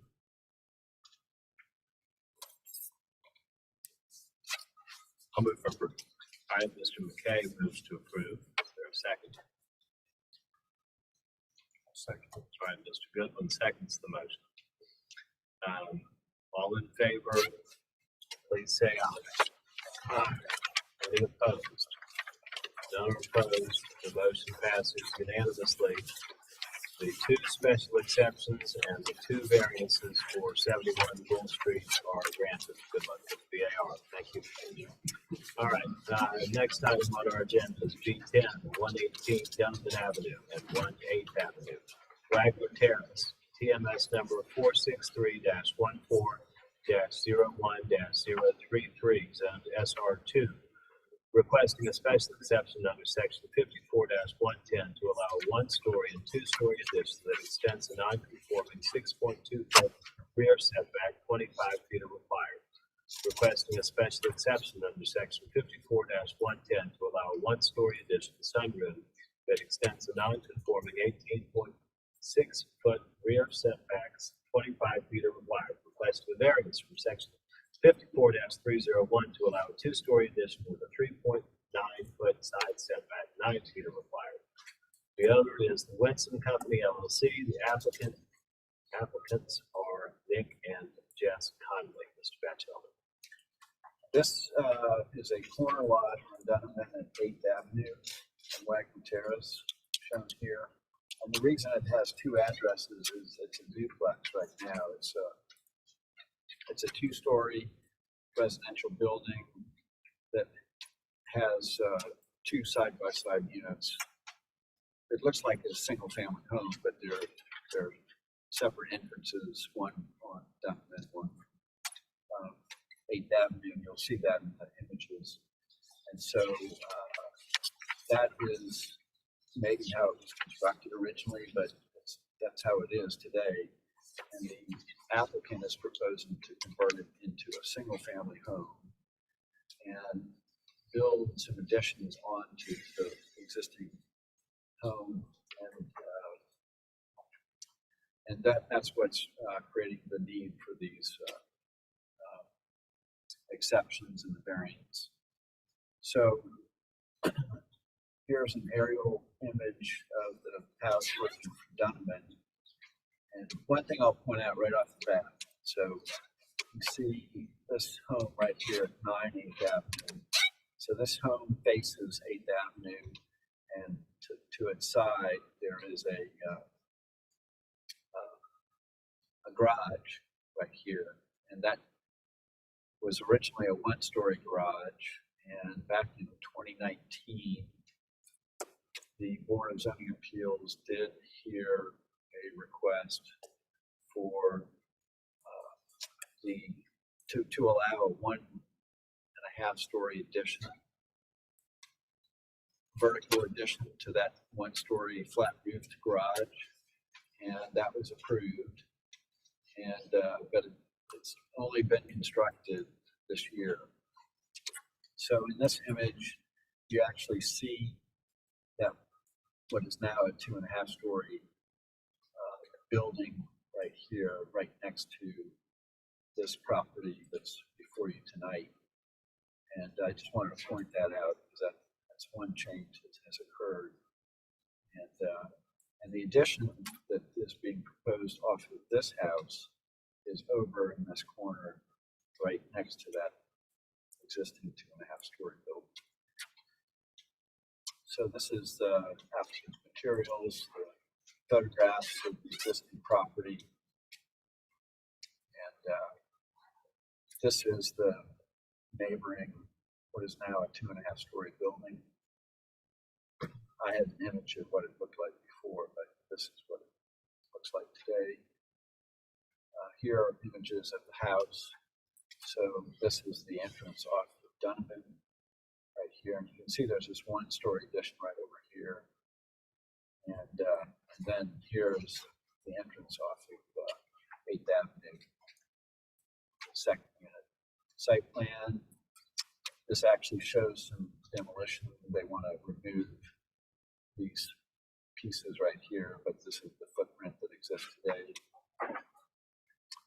And this is the proposed site plan, so they would build a new entrance off of 8th Avenue, build this addition, this sunroom addition off of Donovan, on the Donovan Street side, and then build a connection right here to this proposed 2-story addition right here.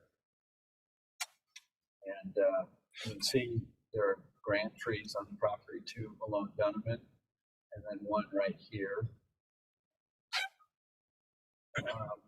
Existing floor plans. See the common wall between the two units right here. And proposed demolition.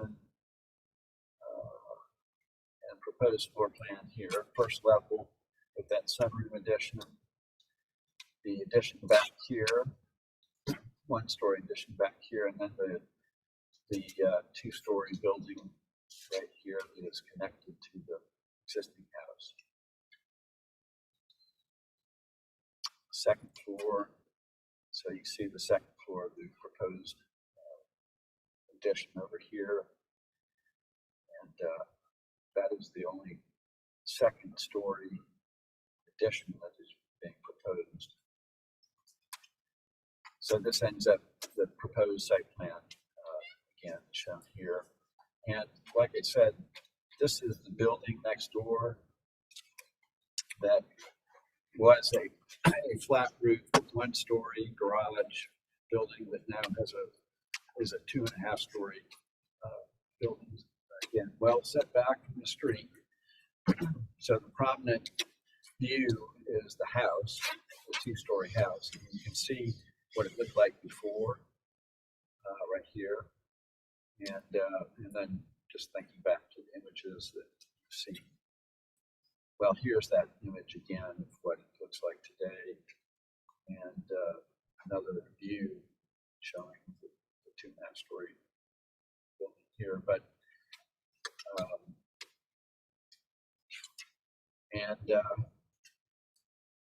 This is a letter that we received today from the president of the Wagner Terrace Neighborhood Association, indicating that they had discussed this with recently, I guess yesterday, without the applicant for 118 Donovan being present, and decided that they would oppose the request and ask the applicant to attend their next meeting to discuss their plans. So that this came in kind of late, but we've been supportive, and I think the applicant has spoken to next door neighbors and we are not aware of any other objections or concerns from any of these other adjoining property owners. And perhaps the applicant can speak to that, but their outreach to the surrounding property owners. But our recommendation is for approval of this request. I think all of the additions are fine, clearly would be fine. I don't think there would be any objections. The only one would be this one, this two-story addition right here, which does require the variance from this side property line, the north side property line.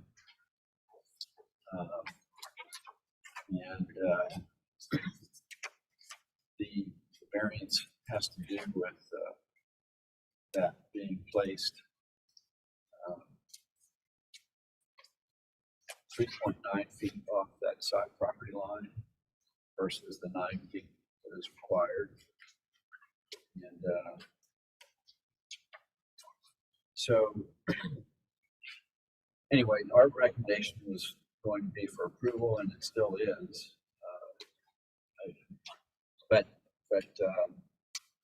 I guess the applicant can speak to the outreach that they've had with adjoining property.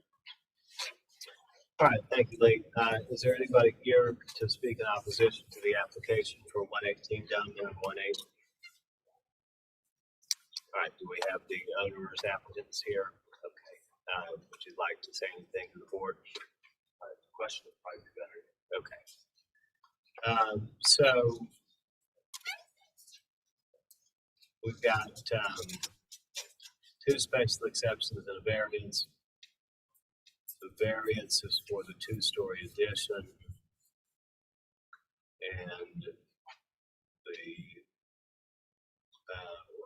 I have a question, I guess, right off the bat. Have you all discussed your plans with the Wagner Terrace Owners Association? I actually didn't receive an invitation. I actually thought that we would discuss it tonight. So I was shocked to find out that they would be here. And the second part of that is we work on Monday nights. We have a church in the Wagner Terrace neighborhood, and we meet our membership meetings on Monday nights. So I don't know how we would be able to make it work if we did. So I thought tonight was going to be the night that we'd be able to do that. Okay. And then, of course, there's nobody from the association here this evening. To me, the letter sounded like we want to hear from you in person, and I wish I could make that happen, but I just don't know how I would do it. I know how. We can defer the application. Give you an opportunity. But no, we'll talk about it, and we'll have a discussion. Does anybody else have any questions for Mr. Conley while he's here? Yeah, I just wanted to ask what the hardship is for the variance. So kind of what we're working with is we got a 16-year-old, a 15-year-old, 14-year-old, and a 10-year-old. And right now we're off of Cypress, and so we're just looking for more space. And so we're wanting to do like a family bonus room in the bottom, and then we both work from home. And so we're just looking for some office space. And so part of it is just bringing the house up to, I think it's a 1957 home. And so we just want to bring it up to modernize it, I guess is the word, and then just make a little space that fits our family structure. We got a teenage driveway that just started yesterday, and so we'll have a driveway, plenty of parking on one side and a driveway on the other side. So just looking for a little more space. We've been downtown for about 10 years now. And you converted a duplex to a single family? Yes, sir. Yeah. And then the addition, is that attached to the house itself? Can you get, is it living area from space to space? We would like it to be attached. We would join it with a mudroom or a laundry room in the back, and then you'd be able to go to the other part through the mudroom, and then also it'd allow us to have a second entrance right there.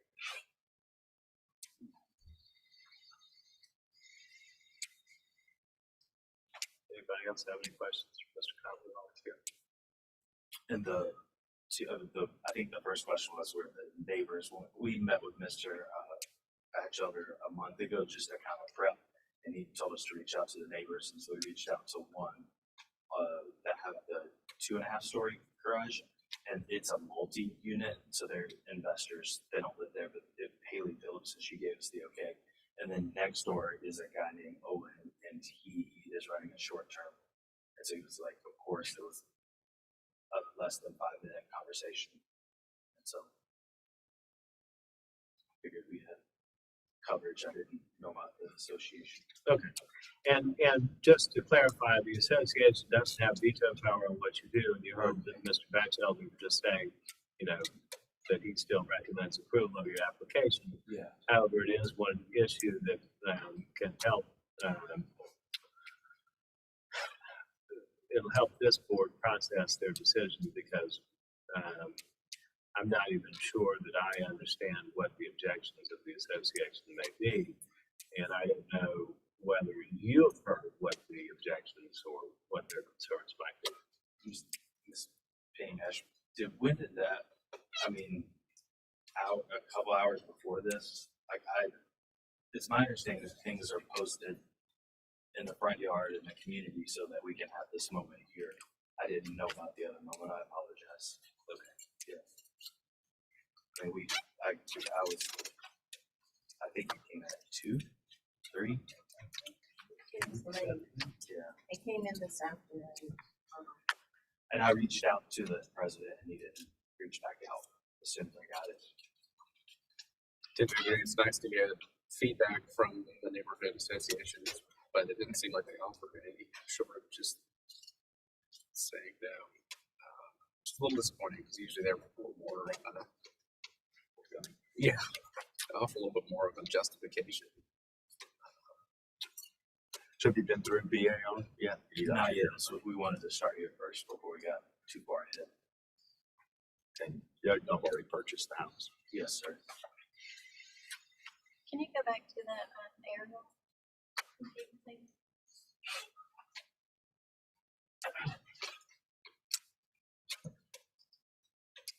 So really the owner that'll be most impacted is that one with the new accessory building behind. Is that your understanding? Yeah, this, 9/8th Street, is that right? this is 9/8 Street right here, so that would be the property most impacted by the variance.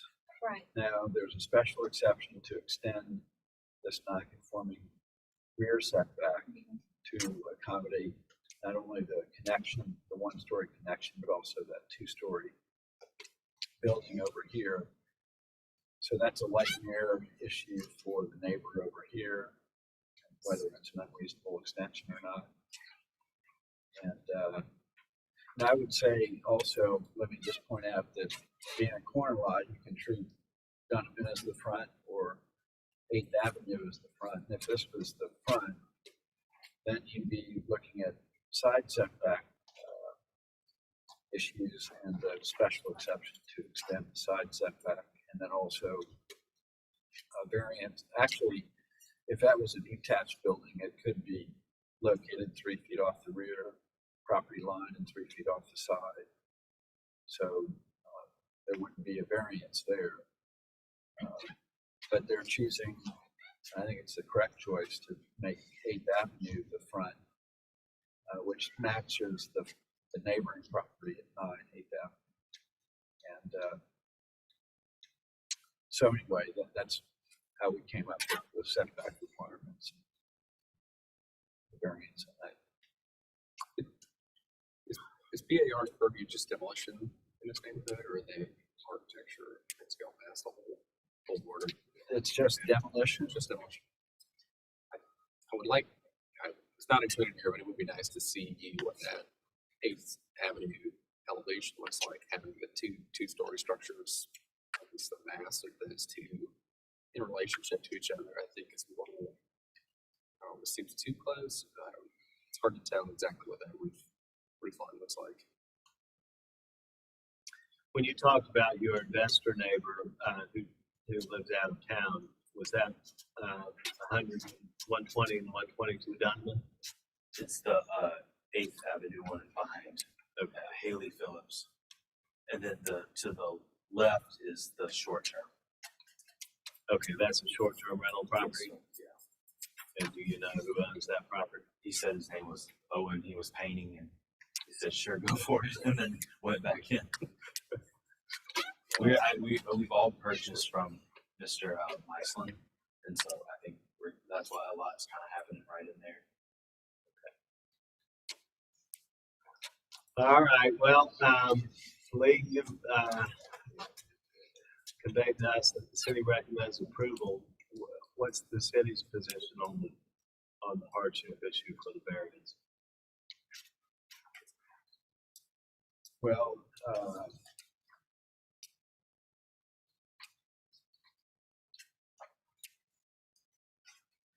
think I would say that again, the lot is a corner lot, and that could be approved if Trudy Dunman has front and it was detached from the main house. So, but they're using 8th Avenue as the front, and so that then nullifies their right to have that building without the variance. And it seems like creates a hardship in this case because the house is there and it's configured in such a way that I think 8th Avenue is the proper side to have the front on architecturally. And so it seems like the appropriate thing to do to put that front door on 8th, and that leaves you with a situation that is that basically denies you the right to have that addition without the variance, and it seems like that's a reasonable justification for the variance, in my opinion. And it doesn't, it's not adversely affecting the neighboring property. So, and I think the other thing was look at the site plan here. So that this building would line up with this building, setback off of 8th Avenue. So the desire was just to ask for a precedent. We didn't want to do anything else. Okay. Any further discussion? Any other questions? Would you be opposed to waiting a couple weeks and meet with the neighborhood association? So I'm obviously willing to do whatever y'all want me to do. First thing, financial, like every week or month is, I think are they every other week or once a month? We meet twice a month. So our next meeting would be October 3rd. But I suppose if we defer it this evening, it'll come back up on the 3rd. Yeah, sure. And then that would give you a couple of weeks to, because I don't know, I mean, I'm not trying to structure your transaction, but I think if you met with them and you came back, and they may still be in opposition to some of what you're doing, but at least they would have had the opportunity to dialogue with. And I don't think it has to, I'm not suggesting that you have to go to their Monday night meeting. But the question, are they monthly? If that's what, like, if we push us back a whole other month, if they're monthly, great. Maybe they would consider special meeting. Special meeting, or just have a discussion with you and then clarify their letter. Yeah, I'd do every else asked me to do, but I tried to talk to them the day again, and I couldn't get them. So again, like I will, I just every day's a little bit of money in our pocket. Yeah. So One last day in the house. Yeah. But you're not in the house right now. No, sir. We currently live on 33 Cypress, and then this would be our primary residence. Is there anybody in the house right now? No, sir. I'm sympathetic to your, your need for expanding, but I am concerned since we got the letter, asking us to involve, for y'all to meet, whatever, and discuss the plans. And I'm also kind of concerned about the special exception, just the right in there. Maybe hearing a little bit more from the neighbor. Haley Phillips, No, the other neighbor on Donovan. Owen, the other Yeah. guy. Okay. And just making sure they're okay with it, with that 2-story petition. I'll say this, Mr. Conley, it always makes the board feel more comfortable when you have letters of support from your neighbors. Saw that. Yeah. And then that way, nobody Youngers has always like text, and I was like, okay, all right, we'll work with this. Screenshots are fine. The other thing that's great for you is that it's a duplex now. Anytime and to meet and equates to renters. And if you're coming in as a homeowner, you're gonna make the community do better. Whereas when you go talk to the homeowners association, point out how that's gonna help the community. The current use right now is not for a homeowner, and we all want homeowners to make the community better. Can y'all help me with the second challenge? And that's so our membership meeting is from 6 to 9 every Monday night for our congregation in Wired and Terrace, which is the irony. But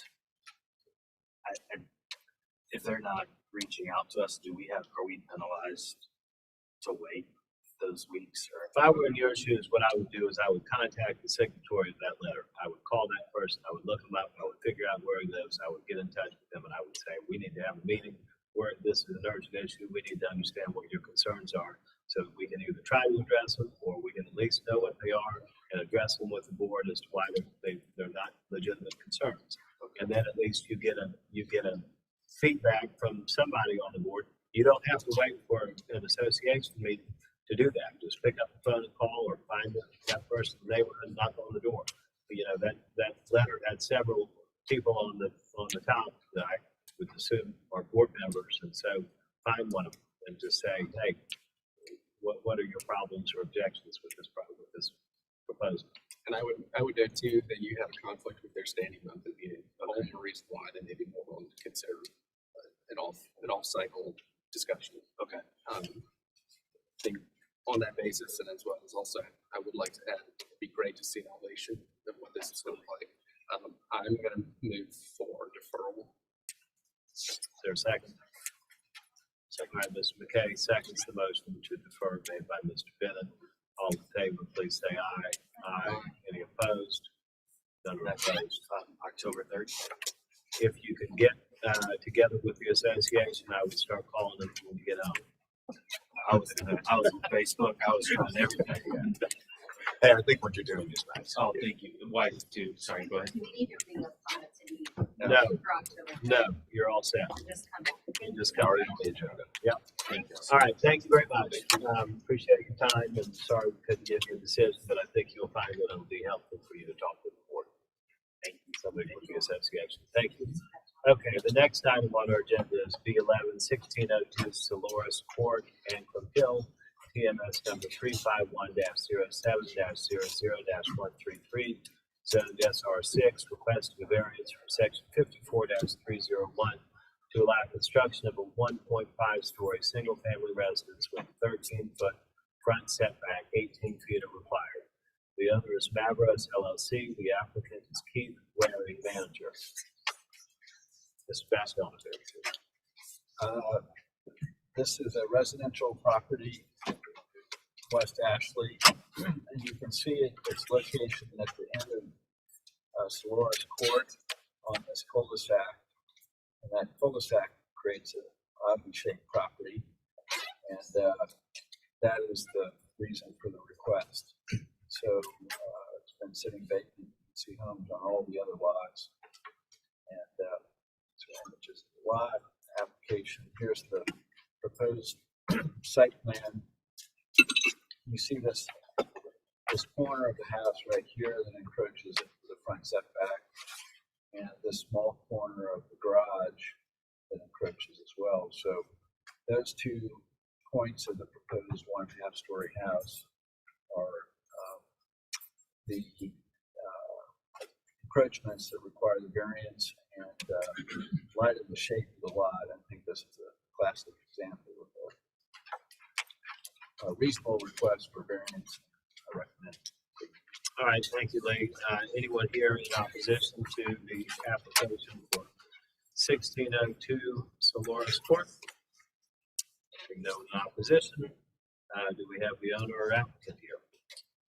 I'm here. I'm Keith Waring, manager of Mavros, which owns this, and just make myself available for any questions. Thank you, sir. Thank you, Mr. Ware. All right, any questions for Lee or the city, and questions for the applicant? I make a motion for approval. All right, Mr. McKay moves to approve. All right, Ms. Richards seconds the motion. All in favor, please say aye. Aye. Any opposed? None are opposed. The motion passes unanimously 5-0 with Mr. Goodwin abstaining as recused. Thank you, Mr. Ware. All right.